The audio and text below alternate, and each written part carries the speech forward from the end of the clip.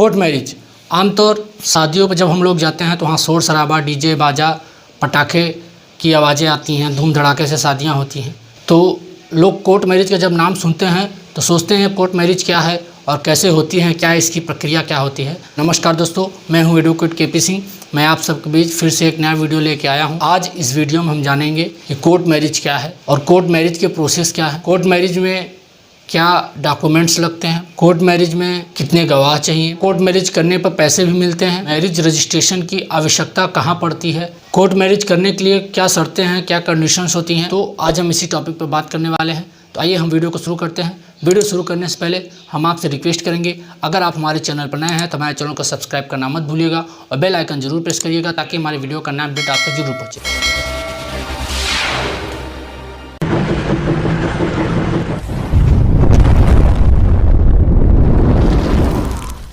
Court marriage क्या है?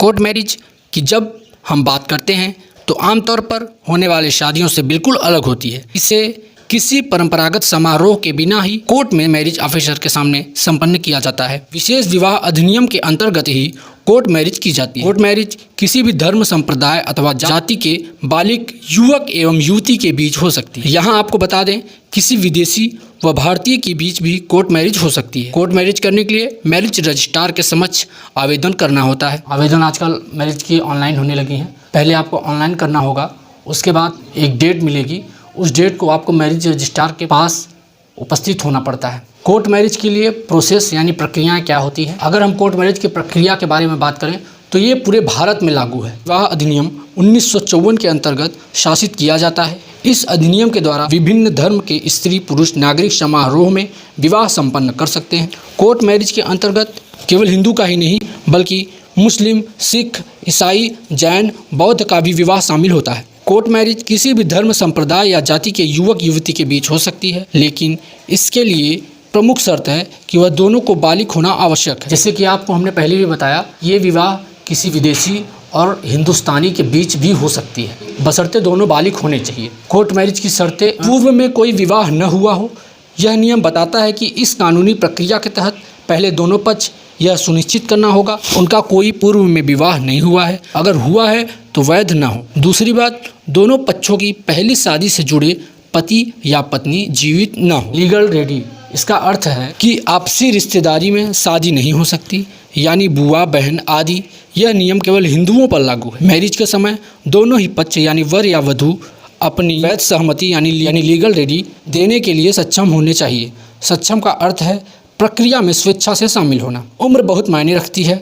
Court marriage के लिए पुरुष की उम्र 21 वर्ष से ज़्यादा तथा महिला की उम्र 18 वर्ष से ज़्यादा होना अनिवार्य होता है। साथ ही दोनों ही मानसिक रूप से स्टेबल यानी स्वस्थ होने चाहिए। कोर्ट मैरिज प्रक्रिया के चरण, विवाह की सूचना का आवेदन।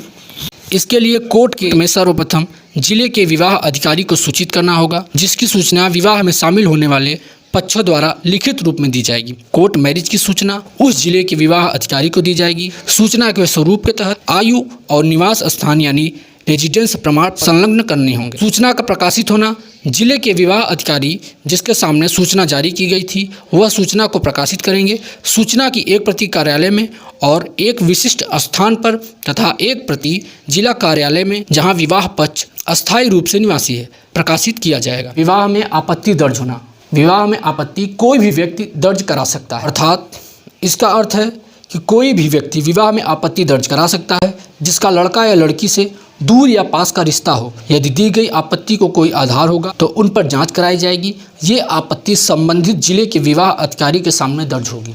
आपत्ति होने पर आपत्ति के किए जाने के 30 दिन के भीतर विवाह अधिकारी को जाँच पड़ताल करना होता है। यदि की गई आपत्ति को सही पाया जाता है तो विवाह संपन्न नहीं होगा। आपत्तियों पर कोई भी जांच अपील दर्ज करा सकता है। अपील आपके स्थानीय जिला न्यायालय के विवाह अधिकारी के अधिकार क्षेत्र में दर्ज किया जा सकता है और यह आपत्ति के स्वीकार होने के 30 दिन के भीतर ही दर्ज की जा सकती है। इसके बाद विवाह अधिकारी की उपस्थिति में दोनों पक्ष और 3 गवाह घोषणा पर हस्ताक्षर करेंगे। विवाह अधिकारी के हस्ताक्षर होते ही इस घोषणा का लेख प्रारूप अधिनियम अनुसूची 111 में दर्ज की जाए। विवाह का प्रमाण पत्र अब अंत में विवाह अधिकारी विवाह के उपरांत मैरिज सर्टिफिकेट पत्र पुस्तिका में एक प्रमाण पत्र दर्ज करेगा। दोनों पक्षों और 3 गवाहों द्वारा हस्ताक्षर करने पर एक सर्टिफिकेट कोर्ट मैरिज जाता है, निर्णायक प्रमाण पत्र जारी किया जाता है। क्या कोर्ट मैरिज करने पर पैसे मिलते हैं? कोर्ट मैरिज करने पर यहाँ यदि कोई दलित के अंतरजातीय विवाह करता है, उस नवदंपति को सरकार 2.5 लाख रुपए देती है और दंपति में से कोई एक दलित समुदाय से होना चाहिए, दूसरा दलित समुदाय के बाहर का होना चाहिए। आर्थिक मदद doctor Ambedkar scheme for social integration through intercaste marriage के तहत दी जाती है।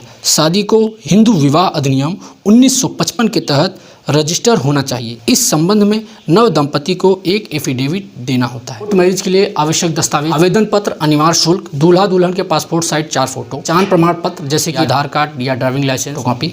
कोर्ट मैरिज के लिए हर राज्य की फीस अलग अलग होती है। इसके लिए शुरुआती शुल्क 500 से 1000 रुपये होता है। 10th और 12th की मार्कशीट या जन्म प्रमाण पत्र, शपथ पत्र जिसमें यह शामिल हो कि दूल्हा दुल्ही किसी अवैध रिश्ते से संबंधित नहीं है, गवाहों की फ़ोटो और पैन कार्ड। अगर लड़की या लड़का, दूल्हा या दुल्हन तलाकशुदा हैं तो तलाक के पेपर, या पूर्व में पति या पत्नी उसके मर गए हैं तो उनके मृत सर्टिफिकेट होने चाहिए। कोर्ट मैरिज के बाद तलाक की प्रक्रिया, आपको ध्यान देना होगा कि कोर्ट मैरिज के बाद 1 साल तक तलाक आप एक दूसरे को नहीं दे सकते हैं। इसका अर्थ है विवाह का कोई भी पक्ष 1 वर्ष के समय सीमा समाप्त होने से पहले तलाक हेतु न्यायालय में याचिका दायर नहीं कर सकता। लेकिन कुछ विशेष परिस्थितियों में अगर माननीय न्यायालय को यह लगता है कि पक्ष असाधारण कठिनाइयों से जूझ रहा है तो माननीय न्यायालय तलाक की याचिका दायर कर सकता है। मैरिज रजिस्ट्रेशन सर्टिफिकेट की आवश्यकता कहाँ पड़ती है? आजकल मैरिज सर्टिफिकेट आवश्यकता लगभग हर जगह होती है, जैसे पासपोर्ट अप्लाई करने के लिए, नया बैंक अकाउंट खोलने के लिए, वीजा अप्लाई करने के लिए, शादी के बाद विदेश में सेटल होने के लिए, शादी का रजिस्ट्रेशन और उसका सर्टिफिकेट होना बहुत ही ज़रूरी होता है। उम्मीद करते हैं दोस्तों आपको मेरा वीडियो पसंद आया होगा। पसंद आया है तो लाइक करें, कमेंट करें और दोस्तों के साथ शेयर करना मत भूलिए। मैं जल्द ही आपके बीच एक नया वीडियो लेकर उपस्थित होऊंगा। नमस्कार।